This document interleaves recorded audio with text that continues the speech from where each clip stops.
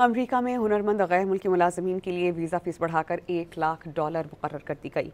सदर Donald Trump के दस्तखत से फैसले का इत्तलाक हो गया और इस नए इक़दाम से टेक्नोलॉजी कंपनीज को बड़ा झटका लगने का खदशा है, क्योंकि ये कंपनीज भारत और चीन से टेक्नोलॉजी माहिरीन को अमेरिका में मुलाजमत फराहम किया करती हैं।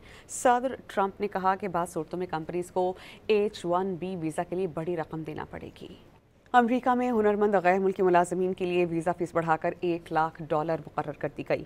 सदर डोनाल्ड ट्रंप के दस्तखत से फैसले का इत्तलाक हो गया और इस नए इक़दाम से टेक्नोलॉजी कंपनीज को बड़ा झटका लगने का खदशा है, क्योंकि ये कंपनीज भारत और चीन से टेक्नोलॉजी माहिरीन को अमेरिका में मुलाजमत फराहम किया करती हैं। सदर ट्रंप ने कहा कि बाद सूरतों में कंपनीज को H-1B वीज़ा के लिए बड़ी रकम देना पड़ेगी।